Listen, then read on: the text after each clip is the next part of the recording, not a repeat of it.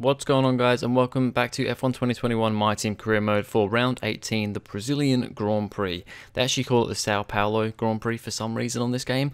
I don't know why, because, I mean, this season, the 2021 season in real life, it's called the Brazilian Grand Prix. So why they've called it the Sao Paulo Grand Prix on here, I don't really know. If anybody knows the answer to that, please do let me know. Not a whole lot happening at the start of this one. We have a upgrade fail there. I think it was one of the chassis upgrades. We also have a couple of engine upgrades, but not just like normal upgrades. Like they're your engine supplier kind of development upgrades. So we have actually two of those come through for this event. So hopefully see a little bit of an improvement in the power this weekend. Now, Interlagos is the name of this track. It is probably my favorite track on the calendar. It flows so well. It's quite a quick lap. It's one of the quicker laps on the track. It's quite a quick track, as just generally speed wise, it's fairly quick. However, you've kind of got this fairly twisty middle section, but there is a lot of, there's not really slow speed corners there. This bit here is probably the slowest corner on the track. The rest of it medium to high speed corners, and it's just a track that I think flows really well. I just love the flow of this track. I always tend to do quite well on this track, to be honest, so I was excited to see what was going to happen here. This is my Q1 lap. I do manage to get through to Q2, but my Q1 lap was a little bit better, so that's why I'm showing you this one in full. I go P12 at the end of that run there. That puts me P13 once everybody's done their runs. We're actually ahead of Lance Stroll on the Aston Martin there. Pretty good stuff. Yeah, my teammate just once again missing out on Q2 by one position, which is a bit unfortunate, but one day we'll both get through. And yeah, Q2 was not quite as good of a lap. You can see though, the track probably wasn't quite as good at this point. I mean, it's looking a bit darker now. We didn't actually get rain in qualifying, but it was definitely on the edge of it here. I mean, you can just see it looks a hell of a lot darker outside, and yeah, because of that, the track was probably quite a little bit cooler and couldn't quite get the traction down as well. But yeah, my Q2 lap was still a decent lap. I don't think I was far off my Q1 lap, but yeah, just a little bit down. I think I was only like a 10th down or something, so it was really quite close. We end up going P13, so we've qualified P13 for the Brazilian Grand Prix. I think that's a pretty decent place to start. We're definitely in a good place, so yeah, let's see what happens in the race. Formula One returns to Sao Paulo once again with the stage set for what promises to be another classic Brazilian Grand Prix. Sebastian Vettel famously clinched his third championship here in 2012, and in 2016, Max Verstappen treated us to one of the finest wet weather drives of all time. Interlagos, always a very special race here in Brazil. It's a 2.7 mile circuit with 9 lefts and 6 rights for a total of 15 corners. The fastest lap today should have an average speed of around 135 miles per hour, if of course the weather stays dry until the end of the Grand Prix. Anthony Davidson joins me once again in the commentary box, and it's fantastic to have you with us here today, but I'm curious, as a man with experience out on the track, how do you stop those pre-race nerves from becoming overwhelming when you're lining up on the grid? Well, from the moment qualifying's over, you start to feel the adrenaline in your body build up and the buzz in your stomach as you anticipate the run down into turn 1. It's all a bit like going into battle, and the unknown situation makes you nervous. Those pre-race nerves are a good thing. The day you don't have them means that you don't care anymore.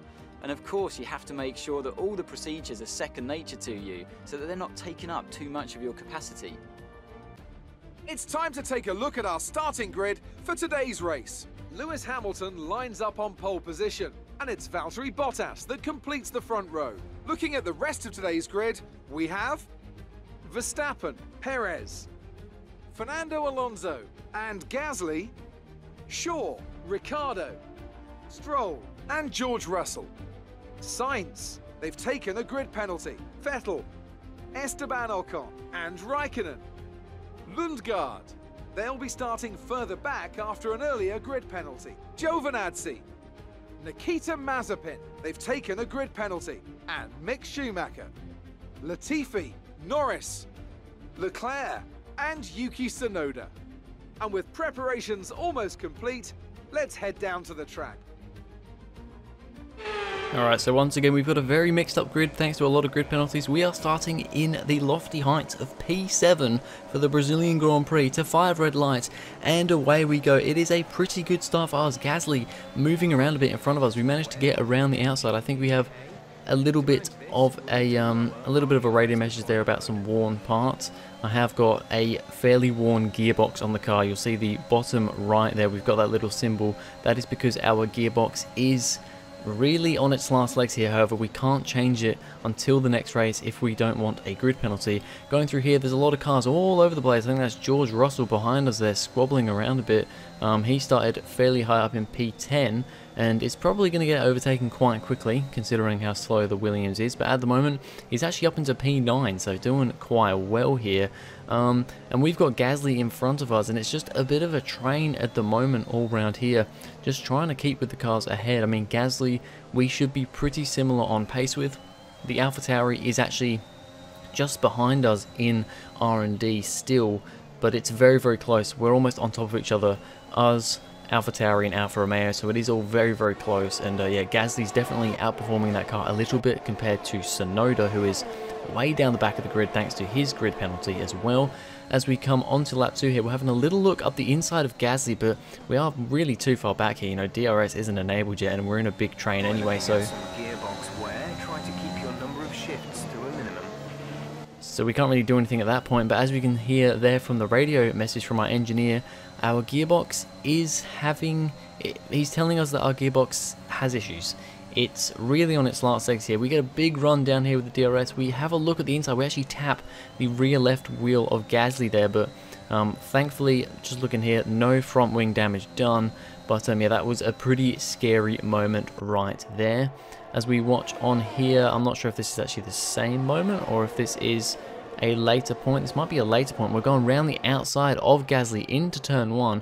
We're side by side going through the first kind of S section here, chicane section, but we've got the position on Gasly. Now he's got Lance Stroll behind him, and of course now DRS is enabled, so things are going to get interesting. As we look at George Russell, well, he started off well, but he is now going to start dropping down the order. He gets overtaken, not quite overtaken. He's Carlos Sainz is right there with him. He tries going for it. Russell actually manages to stay ahead at the moment, but now Carlos Sainz is going to have the DRS going down here, and it's a pretty easy overtake for him. And Sebastian Vettel actually gets around the outside as well. So Sainz is passed.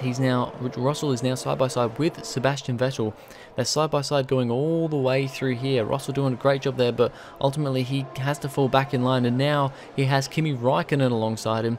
A little bit more of a fair battle, but still the Alfa Romeo quite a bit quicker than the Williams. However, Russell is going to put up a good fight with Kimi Raikkonen here, one of the younger drivers on the grid versus the oldest. However, Kimi Raikkonen will just about get the position, and now he's got my teammate Christian Lundgaard to worry about behind. And speaking of Lundgaard, going onto the front straight here, we get a nice little, well, actually this is the second DRS zone, well, first I guess, depending on how you want to call it. And he's not quite managed to get past yet, but he was definitely having a look there, and Lundgaard is wanting to get his way past. As we continue on here, we're kind of stuck in no man's land at the moment. However, we've got an issue, as you can hear from the gearbox there.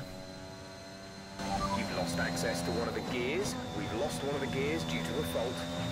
So our gearbox wear has come and bitten us in the butts. We've lost 4th gear. We now don't have 4th gear, so a little bit awkward because there are quite a few 4th gear corners around this track, so that's going to make things interesting. It's going to definitely slow us down. We've managed to get a bit of a gap to Stroll behind, but could lose it quickly. Okay, bad news on the gearbox. The team are trying everything they can think of, but they're not optimistic. Just keep at it, do your best, that's all we can ask. So the team's trying to see if they can figure anything out, see if they can fix anything, but at the moment it's not looking good. As Kimi Raikkonen has retired from the session, it would just be a mechanical DNF, but that is the first DNF of the session. George Russell, I suppose, will be happy about that, making that position back up again after being overtaken by the Finn. But we've still got this problem here. However, I think, has it come to yet? I'm not 100% sure. However, we have now got Lance Stroll behind us. He's managed to catch up quite considerably with our issues with the gearbox. And yep, sure enough there, I saw it going 5-4. We do have our 4th gear back again. So hopefully will stay good for the rest of the race. As we look back here at Lewis Hamilton, he's trying to make his way through the order, trying to get past Sergio Perez for 3rd place. I don't know why he's so far back here. He must have had a pretty poor start, or he's had his first pit stop and he's trying to make his way back through again. I'm not too sure. But him and Perez are side by side here. Fernando Alonso is now getting in the mix as well. As we look back, Alonso is now up the inside of Sergio Perez. Perez has not been having a great time these last couple of races, of course. He span out twice in Mexico last time out. He's doing pretty well at the moment here, up in, well, what's now 5th place, but he was up in 3rd. However, he's been overtaken by Lewis Hamilton and now also Fernando Alonso. So Alonso doing a very good job here. Perez unfortunately kind of slipping back a bit. As we go on to the same lap with our point of view, this time they're looking at Lance Stroll. He's got the DRS from us coming down the straight and he's going towards the outside. We kind of shove him wide a little bit of contact there. Fists come up in the cockpit, but it's only door-to-door or wheel-to-wheel action, so no damage done. However, we're going to go quite defensive into the next corner here with the next DRS zone. Stroll is shooting his way alongside, and sure enough, he's got the position this time. We're going to hang back and see if maybe we can get him back. The Aston Martin is a bit quicker than us, but honestly on this track, I'm very, very good on this track compared to how I am on other tracks and compared to the AI, so I think we can fight back here, and sure enough, we kept with him. We've now got the DRS here, and we're going to try and do the same thing he did to us. We're switching from the inside to the outside. We're going to try and outbrake him into this corner, hang it all the way around the outside, and we've got the position back on Lance Stroll. He is very, very close, so we're going quite defensive, trying to hug the racing line, stay on the racing line, but we've managed to get the position done. Antonio Giovinazzi is now also out of the session with the DNF. It's a torrid time for Alfa Romeo, both their drivers out of the Grand Prix, both with mechanical failures. Yeah, Alfa Romeo not having a good time here, but that's good for us because they are our main rival in the championship. We want to make sure we stay ahead of them, and this is definitely helping out, especially considering we are now currently in 5th place. Now granted, a couple of pit stops have been made by the cars up ahead, but we are now in P5. We're doing pretty well. We're doing pretty well here. As we continue on here now, a few other cars have come into the pits, and we're now in P1. I think this is the first time ever in this career mode that we are leading a Grand Prix. We are in 1st place in the Brazilian Grand Prix. I'm supposed to be coming in at next lap, but I decided that I'm going to come in this lap. I believe Lundgaard has already come in for his stop. We decided to extend our stint quite a lot to go onto the mediums instead of going onto the hards. But I think, you know what, I reckon I'm going to come in this lap. I'm noticing the tyres going off a bit, and I just think that's going to be the way to go. So on we go onto a set of yellow wall medium compound tyres. We're going to drop down the order a fair amount here, but it was nice having the lead for, I think it might have only been 1 lap, maybe 2. But yeah, we came in 1 lap earlier than we were going to, although it was actually still later than we were originally going to because I did change the strategy about midway through the race. So after our pit stop, we're now back down in P7, so where we started on the grid. We've got Perez and Ocon up ahead. The 2 Alpines doing very, very well. I think Alonso's up in like P4 at the moment. We saw him battling earlier, and Ocon up there in P5. So the 2 Alpine cars doing quite well. They're on a set of hards at the moment though. I'm not sure if they've done their first stop yet or not. But Perez is getting caught up here. However, he's also on a set of hards. He's now going for the move on Esteban Ocon round the outside of turn 1. He's just about there, but it's very, very tight. You can see the closing speed we have here because they are battling each other. And now we're going to get the DRS off Perez here, but he's also going to have the DRS on Ocon as he goes for the overtake on Ocon. Vettel is behind us. He's now looking at the inside. We see him on the left there. It's 2 by 2 through here.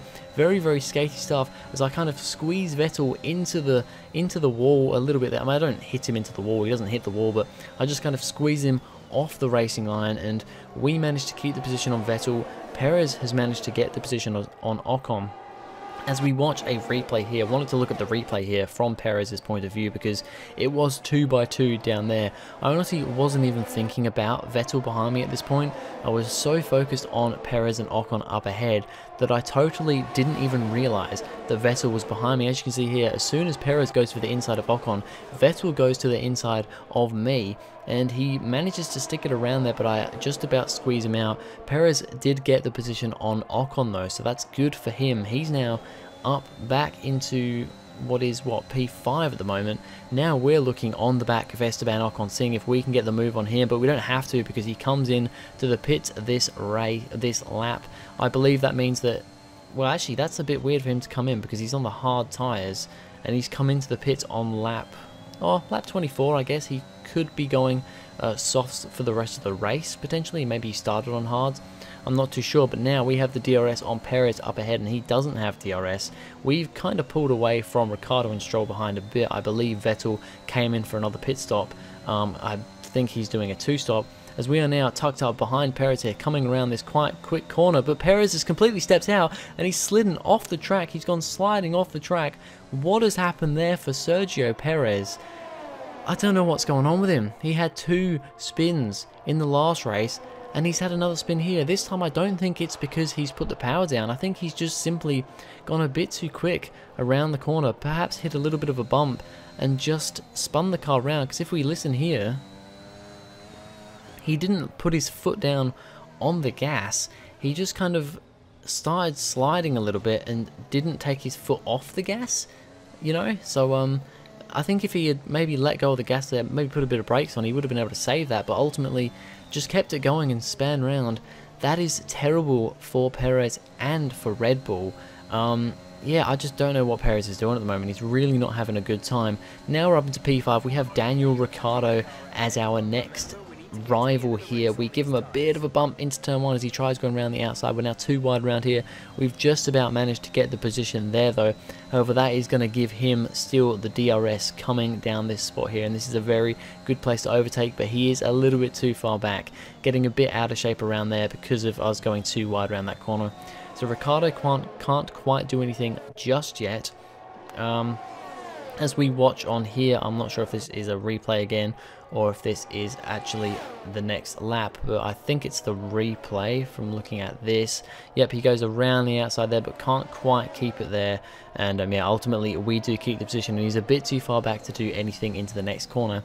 However, on the next lap, he's not quite as close coming into turn 1, but that means that we're now not too wide. He's not going to lose time being too wide through this corner. This time he's closer, he's got the DRS, he's got the slipstream, I'm sure he's deploying plenty of ERS as well. We're going very defensive to the inside as Ricciardo goes for the outside. He's going to try and make it stick around the outside, but ultimately he isn't quite close enough. If he was just a little bit closer, probably could have gotten ahead of us there, but we managed to just about keep the position on Daniel Ricciardo, but he's going for it once again round the outside into turn 1. It's 2x2 again here. This time though, he's managed to hold it a little bit better. He's still alongside us there, so he hasn't lost as much time there from us squeezing him out. We've also got Stroll behind as well, trying to make a move, potentially looking there, but this time he's a lot closer. Daniel Ricciardo gets the position on us and he's up into 5th place. We're down to 6. I really don't think we're going to have the pace to catch him again. As we watch a replay of the overtake here, like you can see, he just has the DRS down here. We go quite defensive to the inside and he just tries good old Daniel Ricciardo late braking moves, but he hangs it a lot better side by side through this section this time. It stays with us a lot better. He's just about there, which means that this time we're going very defensive from the very start of this little straight, and he just has the overwhelming pace. You know, that Mercedes powered McLaren quicker than us anyway, but yeah, Ricciardo has got the position. Now we've got Lance Stroll to worry about behind us, but we have another radio message. We've lost one of the gears. The transmission is significantly damaged. We're down a gear.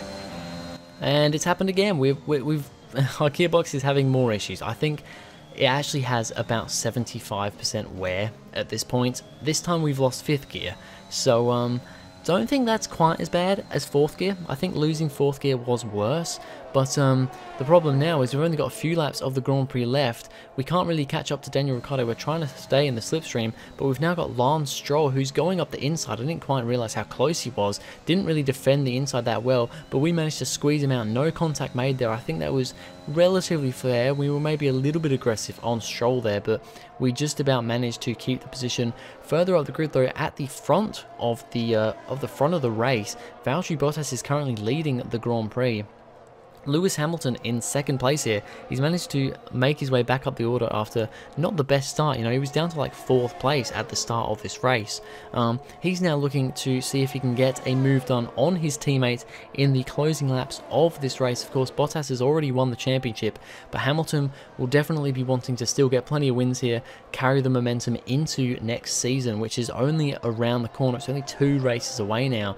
As going through here, he couldn't do anything down the back straight, but he has now a lot closer coming through this next DRS zone. Hamilton goes to the inside. Bottas gives him the room on the outside.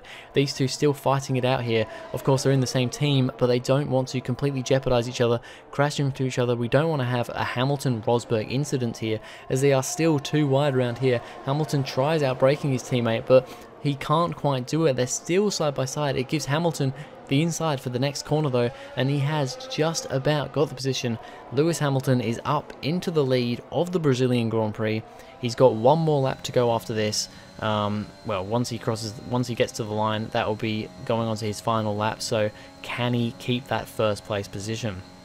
As we now go on to our final lap of the race, we've still got Stroll behind us. He's not quite as close this time though, and we're just going to try and keep him behind us, because this is really the main opportunity where he's going to get us here.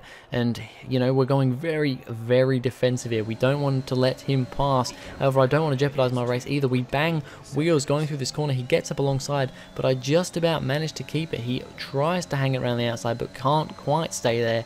We've got the position on Stroll. It's not quite done yet. Through this middle sector, he's not really going to be able to do anything unless we make a mistake. But there is still the big straight at the back here where he could take us on the line. So we come around here. Lewis Hamilton wins the Brazilian Grand Prix. We come through. We've got a decent gap to him here, and we're just going to dump all of our ERS here. We're just going to completely drain the battery, and that is enough to claim P6 for the Brazilian Grand Prix. It is a really, really good result from us. Started P7, so we've only made 1 place up. But, you know, considering where the pace of our car is, P6 is a very, very good result. Lando Norris gets driver of the day after starting further back in the grid thanks to grid penalties. Not just victory today then, but the championship as well. What a spectacular season they've had. Congratulations to the whole team. Anthony Davidson, a resounding victory today. What set them apart from the rest? Well, I honestly feel it was down to the driver and car today. I mean, we can talk driver skill all day, but if you don't have a solid team to back that, you're never going to get anywhere. When you hit that sweet spot of having both an excellent driver and an incredible car, that's when you see results like those we witnessed today. Mercedes are on top form once again after an excellent race weekend. It's great to see them up on that podium once again. So there we go. Lewis Hamilton wins the Brazilian Grand Prix. Valtteri Bottas in second place. It's a 1-2 for Mercedes here once again. And Max Verstappen third place. So it's a pretty common, well, from last season at least, a pretty common podium for Formula 1 here. You know, Bottas not quite been there in real life this season, but in our career mode, he's been absolutely dominating. But Hamilton is now showing better pace towards the end of the season. Sadly, it's too little too late for him. Lundgaard finishes in P16 there. Not a great race from him, but I mean, it's not awful. I don't really expect a whole lot else, to be completely honest with you. Just scanning up and down the order there. And yeah, driver standings, there aren't any changes at all. Nothing changes here. Everybody's kind of spaced out quite a bit now, so don't expect a whole lot of big changes for these last couple of rounds of the season. And then as we go into the constructor standings, once again, no changes here. We're still trying to keep our lead on Alfa Romeo, but AlphaTauri way too far up the road to do anything. So anyway, that's going to be it for this video, guys. Thank you very much for watching. If you enjoyed, please go ahead, like and subscribe, and I'll see you guys in the next video.